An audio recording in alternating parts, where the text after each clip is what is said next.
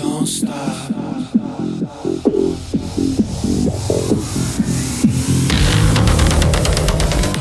Hi, thanks so much for joining me on the Everything and Anything and a Big Gay podcast. I have a brand new guest for you today, and I can't wait to tell you about him. But before I do, I am going to tell you what I did this week. Yesterday, I went with a friend, and we went to this place, and I'll give it a shout out. If you live in Boston, or you can find this probably in your city if you live in a city that's big enough. I went to this place called SKA. And what they do is you go in. So I made it a point for me and my friend Amy. It's a 90-minute service. It's got a nice kind of relaxing atmosphere. It's quiet. It smells nice. It's like a spa environment. But you go in and they evaluate your scalp. And the way they start is you sit in a chair like you're getting a haircut, but they have this little camera on a cord and they put it on your scalp and they show you like how gross, because that's what it was. I took pictures of it, how gross your scalp is. And I just washed my hair the night before. But you have all this buildup, I guess, that you get. And I guess your scalp can get bacteria. My scalp wasn't that bad, but it's really gross. It's that your scalp is magnified 200 times. So you're seeing like the hair follicles. And I have, like 2 pieces of hair coming out of one follicle. And they show you like what your scalp looks like. And she's like, oh, your scalp is very red in the back. And I said, oh, why? She goes, your shoulders must be tight. She touched my shoulders. She goes, that's why your shoulders are very, very tight. I said, well, what does that have to do with my scalp being red? She goes, because the blood's not flowing up there well enough. And you need to do more stretching and shoulder exercises. So the funny thing is, I went and got a massage last week, and I go every 2 weeks to get a massage from the same guy, and he said the same thing. Your shoulders are so tight. It's like concrete. You need to be doing, are you sitting down all day? I'm like, all day long I'm sitting down doing podcasts or computer work. And he's like, well, you need every hour for 5 minutes, you need to do shoulder exercises or neck and shoulder exercises. I said, okay. So you know what? I've been sitting here for about 4 hours and haven't done it. So whenever I'm done with this intro, I'm going to find a YouTube video that shows me how to do shoulder exercises. And every 5 minutes on the hour, I would do it. So I don't have this red scalp. So anyway, back to my scalp story. So they show you these gross pictures. They showed my friend Amy's gross pictures of her scalp. I mean, it's not really gross. It's not like I have dandruff or lice or anything. It's just like you're seeing a close-up of your scalp with like, I had hair gel in my hair or whatever I put in my hair, or pomade or whatever. And so you're kind of seeing that. And it's like, ugh. I mean, it's just gross. So you lay down in this table, you change it. They give you this like little shirt that's kind of like just covering your chest. And that way you don't get your clothes wet. And you're laying down and it's pretty comfortable. You have a blanket over you, and they start off by brushing your hair with a brush. And she's brushing, and it feels good because I like it when people play with my hair or give me a head massage or scalp massage. And then she washes my hair once, I think with a regular, like some shampoo, not a regular shampoo, whatever they use. And then she did a conditioner. And then she did some type of hair mask. And then the hair mask, and then she used steam for 15 minutes. And she said that the steam, if I had any bacteria or anything, it would kill any bacteria. And then she comes back and she takes it felt like a toothbrush where she's literally like scrubbing like a hard bristle toothbrush. I don't know what it was because I couldn't see because you have an eye mask on. It's like a warm eye mask, so you don't really see anything that's happening. And so she's scrubbing your head like with this toothbrush, like all your scalp. And it feels so good, actually. And then she washes your hair again with something else. And then she puts on this other mask that sits on for like 5 or 10 minutes. And it's so cold. It makes your whole head feel like it's freezing. And I don't know what that was for, but it was interesting. And then she washed that out. And then she put another like conditioner, I think a deep conditioner. And then she wraps your hair up in a towel, and then you sit up and she massages your shoulders and the back of your neck for a few minutes. And then you go back to the chair, and then they like take the little camera thing and they look and show you what your scalp looks like now. So my scalp, the redness was gone. I guess she got the blood circulating. and my scalp looked clean, and she blew dry my hair, and she's like, there's some stuff over there in this other area if you want to try to find something to put in your hair, because we were going to dinner that night.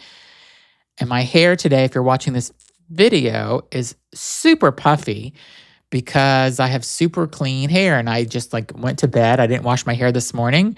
And so, yeah, my hair is not really controllable. I put nothing in it this morning because I don't want to like ruin my clean scalp.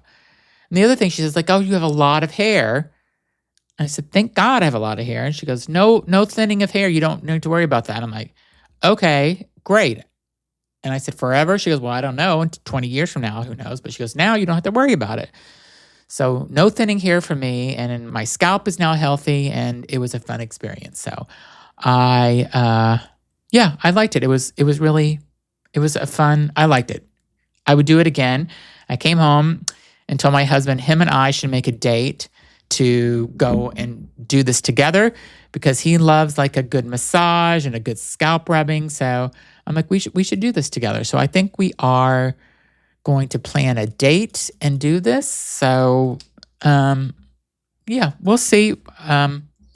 He's kind of hard to nail down sometimes, but I can get him to do things.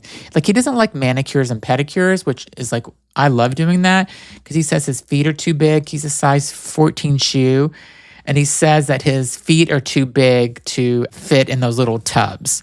And I'm like, yeah, but I think you can do it. Like, it's comfortable. I found this place, and they have bigger tubs for your feet for when they do the manicure and pedicure, and I don't know. He doesn't seem to love. He likes a manicure. He just doesn't like a pedicure, and I don't really understand, because I'm the opposite. Like, I like a pedicure a lot more. So anyway, that's where we are. My guest today, I was reached out by his publicist, and I knew who he was actually already, because he's got a large following, and he has a really interesting story how he got started. Like, he was living in his car for a while, and we talk about this, and then he started performing and doing comedy, and he's got a huge following on TikTok or Instagram where he does these bits and stuff. But he's written a book. It's called Big Baby, and it's really talking about growing up in the 90s in a small town, Indiana. There's some religion and church, and I just find people like him so fascinating. And I've ordered his book, actually. It's on Amazon. It's coming out today. It comes out. So as you're watching this, it will be on Amazon. I did a pre-order for it. But buy his book. Like, it's out today, June 2nd. And he's funny, hysterical, and the book looks really amazing. And so check it out. Welcome, Kevin James Thornton, to my podcast. And I hope he comes back on, because he's got such a great personality, and I loved him as a guest. So enjoy my episode. Thanks. Hi, everybody. Thanks for joining me on the Everything and Anything and a Bit Gay podcast. Today, I have a guest who you may be following on the social media accounts, TikTok or Instagram, because he has a huge following. His name is Kevin James Thornton. He has got a lot of different talents. He is a author. He's a comedian. He's a musician. He also does a little bit of artwork. Anything else I missed, Kevin? Oh, gosh, I don't know. Sometimes I make music. What else? I take lots of naps. Yeah, same. I love a good nap. Yeah, me too. Yeah. Cool. Well, I'm so happy you came on. You have such an amazing story that I think so many of my listeners will relate to. So you grew up in a very religious home, and were you in Indiana? I was in Indiana. I should clarify, and I understand why you would say religious home. My household was not especially religious. Okay. I just got sort of sucked into a teenage youth group in high school. Oh, yes. Yep. Not necessarily because of my parents. They thought it was a positive thing because it was, And did you enjoy it? Did you like it, or were you like, something is wrong? No, I was drawn to it like crazy, because in my hometown there was nothing to do for teenagers except for either get in trouble or go to church. So I went to church. Yeah. And did you know you were gay then? Well, I had not admitted it to myself. I mean, I knew what was Yeah. going on in my mind, but it's amazing how you can like sort of partition off your own brain when you're in denial, you know? Oh, I've been there. I know. Yeah, Yes. yeah. So yes, I mean, I knew things were going on, but I had not admitted anything to myself or the world. Yeah. I mean, I had a girlfriend in junior high, whatever that means. Yeah. But I was also like masturbating to the Sears catalog of the guys in the robes. Oh, yeah. So like, I The mean, JC or you know, JC Penney. JC Penney's was that it was yeah. actually. Yeah, the one where there was like the robe that wraps around, like just like the towel or something. I'm like, oh wow. Yeah. So that was in the back. My mom was like, what are you doing? I'm like, I don't know. I'm just looking for some clothes for school. I don't know. Right. I love the shop. Yeah. I love it. Yeah. Well, that's awesome. So after you left Indiana, what was you had a music career that you were wanting to start? Is that correct? Or maybe my timeline is a little off. So if it is, just correct me.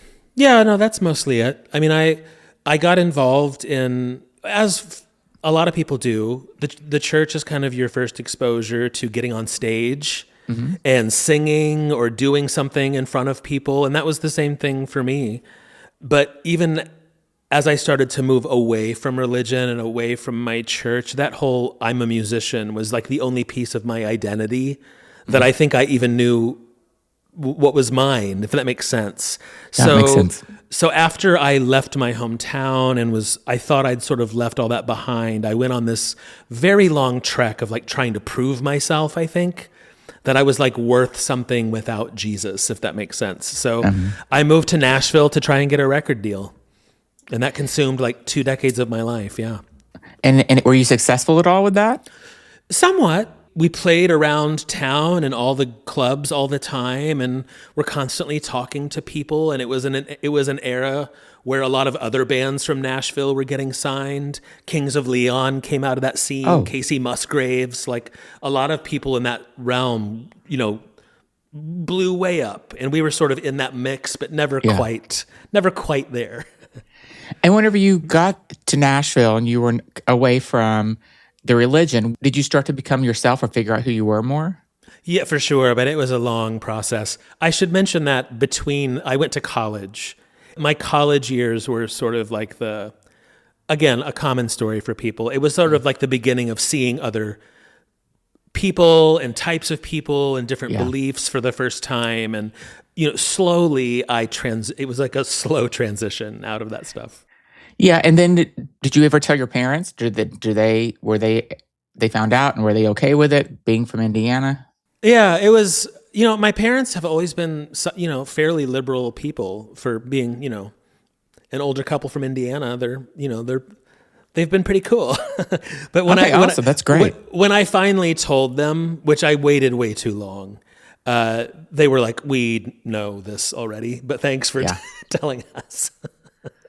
Yeah, so I mean, it's so funny how we like put on an act. So I don't want to go too personal with this, but I do have someone, I'll just say somebody I know that keeps it very general, that is, we all know that he's gay and he just will not say it.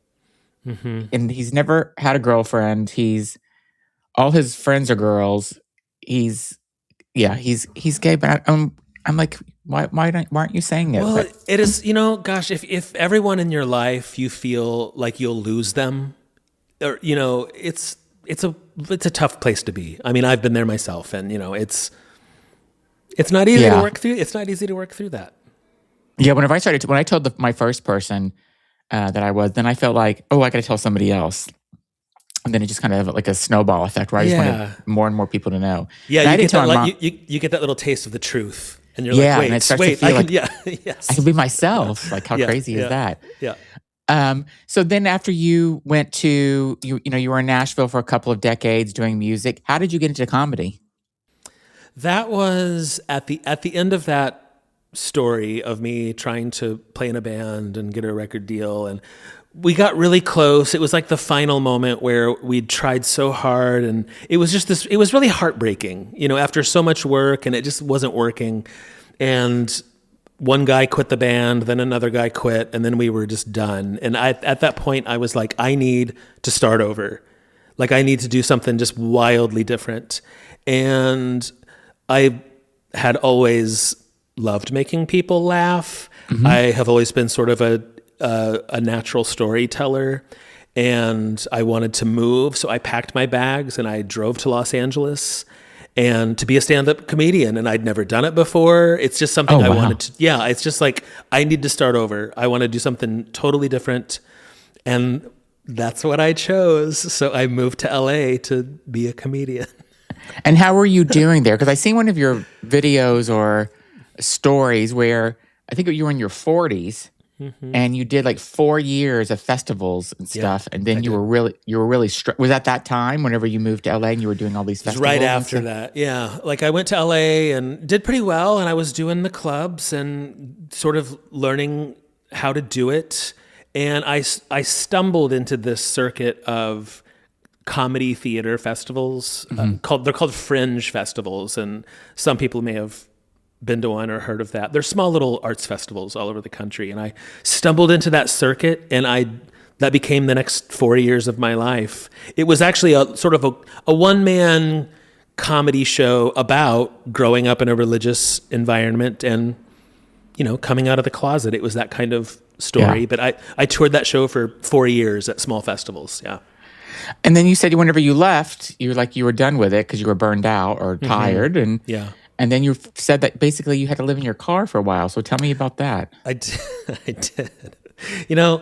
Gosh, that whole process from like leaving my hometown, being so confused about who I was, and going to college, then to Nashville. And it was just like my entire young adult life was just struggle, trying to figure out who I was, being so incredibly poor and barely making it, and just trying just trying all the time.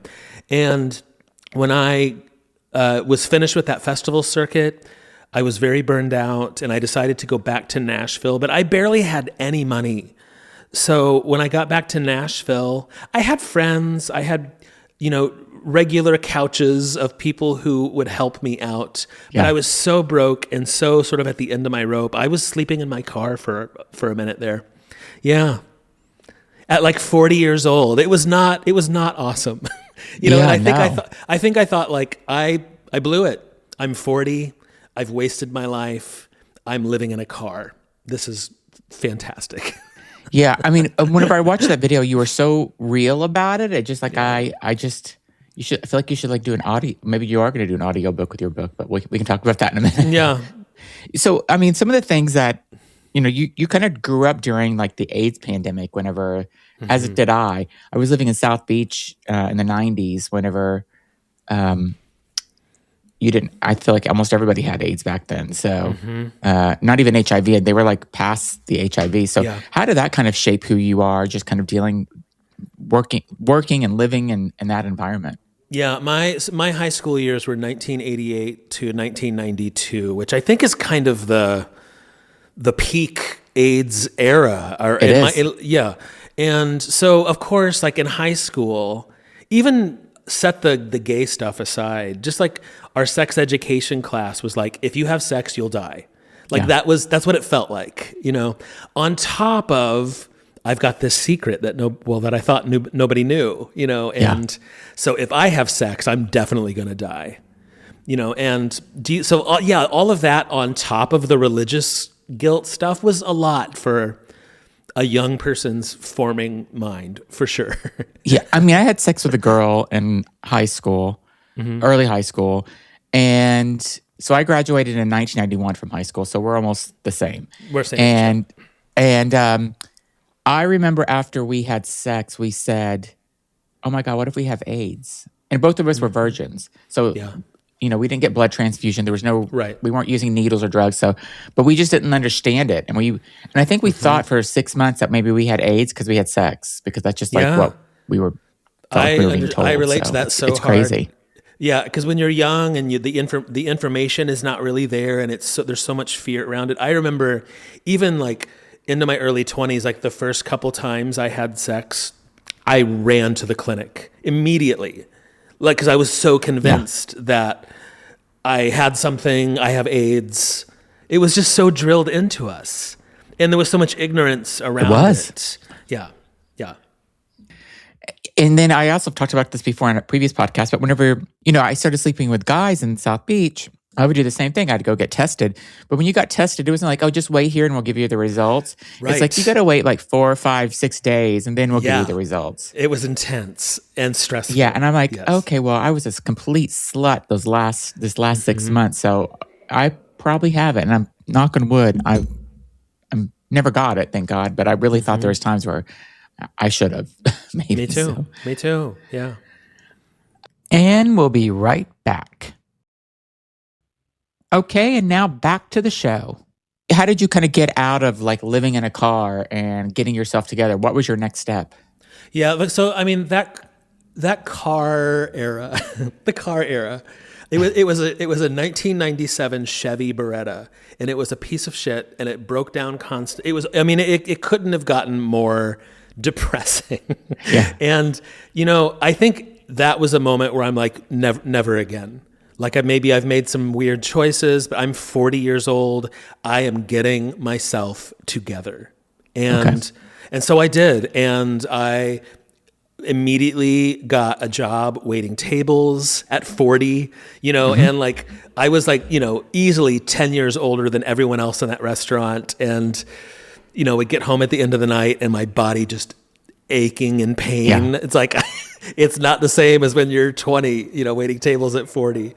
But I got myself together and I saved up money and I moved into my friend's spare bedroom and just slowly got on my feet, and then eventually got into the longest relationship of my life. And, we really kind of helped each other stabilize our lives. And, for the next decade, I lived this very quiet kind of home life in the suburbs of Nashville with him and our cats. And I eventually opened a little photography studio, and I thought that was my life that was the entire decade of my 40s. Yeah. And are you still together? We are not. We separated a couple years ago. Okay. And so then after it sounds like you had your life together more. You were not living in a car anymore, which is right. I think a plus if you ask me. My opinion. Yes. And you went through a lot, but were you? I mean, like a lot of gay people that live in Indiana are bullied or whatever. Did you have to go through any of that? No. I was always a performer. I was a drama kid, and I used making people laugh as sort of my superpower. So even in high school, I sort of protected myself by being funny. And I was always cracking up the teachers. I was the class clown, but not in a obnoxious way. Just like everyone kind of loved me. And I sort of was able to use humor to keep people at a distance. Got it. And after you came back and you became a waiter and you moved in with your friend, is that when you started kind of when you almost found your community, your people? Was it at that point? Or did you have some people whenever you were doing the comedy for 4 years, the whole festivals? No, I would say like as a homosexual person, by the time I was even in my 30s, I was comfortable with who I was, and all of that kind of emotional stuff was fine. It was just, I think all of that early in life trauma just sort of set me onto a weird path of like desperately trying to prove myself. I mean, I think this is a common story for a lot of people in the arts. Like you're sort of drawn to it because you want people to love you, Yeah. And I think, and when I was 20, that was definitely me. And by the time I was 30, I had grown up quite a bit and was totally, accepting of who I was and had none of those hang-ups anymore. But I had set this sort of wild life in motion of all these like weird choices and doing these festivals. I worked on a cruise ship for a long time. I did a lot of unusual things, and, just found myself at sort of a pivotal moment in my 40s of like, okay, I've done the wild life. I don't want to be broke anymore. Let's take a different path from here on out. Yeah. And how do you feel about religion today? For a long time, I was just so worn out on it that I was no longer interested in talking about heaven or Jesus or any of those things. And I probably would have, not probably, I definitely would have said I was an atheist for a long portion of my life. I wouldn't say that today. My answer would be a lot more loosey-goosey because, hell, I don't know. I'm more like in that kind of place. Honestly, I hope there's something more than this. That would be wonderful if we're not all like burning in a lake of fire, but if it's like a wonderful afterlife. I love that vision. I hope there's more but I don't know.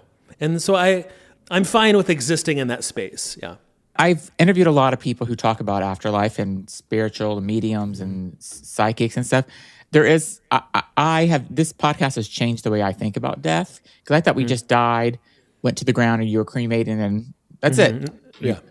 And I no longer believe that. I believe that you do go, and it's spiritually, not necessarily Jesus and God or sure, Allah or whoever your religion is. There's it's your soul's going back, and then you can come back again. That's what I think. I don't know. Yeah. I love that idea. And I have a sense of hope that something like that is true. I hope that it is. Yeah. And tell me about what drew you to write this book, and tell us a little bit about what the book is about. It's called the title's The Big Baby. Yeah. I have a book that's coming out, and just a wild turn of events happened for me during the pandemic where, like everyone, it's like 2020, and a lot of people are just suddenly getting on apps like TikTok and Instagram Reels. And so I'm sitting at home looking at these TikToks and Reels, and I'm like, well, I have a lot of funny stories. I could do something like this, and I'm not doing anything else. So I started making TikToks, and I was just in some sort of right place at the right time, or I just hit a chord unexpectedly. Yeah. And my TikToks just started really blowing up, especially in those early days. Like it seemed like every single thing I posted got 1 million views at least. Yeah. And my followers were growing like crazy. It was just a wild social media era, Yeah. And within like 6 months, I had like 1 million followers and just millions and millions of views, and people were recognizing me at the grocery store. It was such an unexpected thing to happen to me at that point in my life, because I was about to turn 50 years old, and I was fine. My whole life had been this very quiet suburban, quiet Nashville gay guys living in a condo in the suburbs, and out of nowhere, all these doors start flying open. So an agency reached out to me, and they were like, when the pandemic has settled down, would you be interested in going on tour? And I was like, which was an interesting moment for me because I had done so much of that, and like I said, I was in that festival tour for like 4 years, and it was creatively satisfying, but I never made any money or anything. And so when they asked me if I wanted to go back out and do it again, it was this weird, like, is this like a second chance to do something that didn't quite work the first time? And I'm like, yeah, I think I have to try this. And I had already had a lot of material written from the festivals, and so I went back out on the road, but this time it was entirely different because I had support and I had this growing little fan base. And so now I'm doing these clubs, and there's like 200 people there everywhere I go. And then I went to Europe and did 10 cities in Europe. And wow. And same thing. And like I was at this little club in Helsinki, Finland, which is a place I'd never even really thought of going. Yeah. And there were 200 people in Helsinki, like who knew who I was. And it was just a wild experience. And so I did that for weird parallel. I did that for another 4 years in this new era of people know who I am now from TikTok. It's been crazy. It's changed my whole life. And I'm so grateful I got a weird little second chance at 50 years old that I didn't see coming. But that's eventually what opened the door for the book. Eventually a literary agency reached out and they're like, you have all these stories. Have you thought of like putting them together in a book? And so we did it. And I compiled all my stories and wrote them all out. And, it's a real full memoir. And was it even hard to kind of, even though you kind of had the stories written out, were there moments where it was kind of hard to get through a certain piece of it? Totally. And I'd written lots for like stage stuff, but I'd never written in this sort of format before. Mm-hmm. And it's slower and longer and I wasn't used to it. So it took me a moment to really get into the groove of it. But I did it. It took me a couple of years almost to finish it. But I'm really proud of it. I feel like it really came together. I feel like it's for anyone who grew up in a religious way, even if you're not gay, if you just, if that's your past and you've spent some time in your life like trying to figure out who you were and trying to get on your feet, it's about that. Yeah. And I feel like it's relatable and it's funny and it's a little heartbreaking in some places. And it's very personal. I mean, I let it all hang out. So. I mean, did you have to deconstruct yourself a little bit in a way to kind of like get down into some of those really good stories? For sure. I mean, all those stories were sort of rolling around in my head anyway from telling them on stage. But on stage, it was always just to get to sort of a joke. And in this format, I wanted it to be sincere and real. And so there's jokes, but it's more than that too. And you mentioned earlier I also narrated an audiobook version of this. And, you did? I did, yeah. And that comes out on the same day on all the audiobook places. But what I didn't expect was I went to New York for a week to record it, and it was a full week of long days of just, reading this book. But what I didn't see coming is as I was reading, there were a couple moments that I got very choked up, and it was difficult to get through it because that was such a weird experience to like sit in a little recording booth by myself and read 300 pages of the most personal things.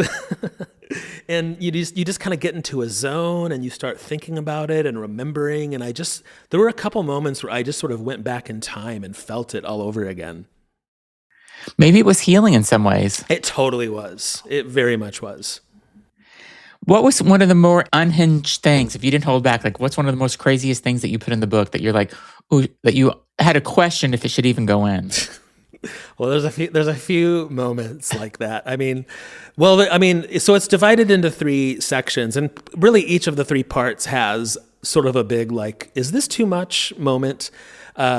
In my teenage years and all the religious stuff, I also had sex with a girl in high school, and I tell that, and she got pregnant and had an abortion, and it became this like huge scandal in my little community, and it's very personal. That happens in the first section.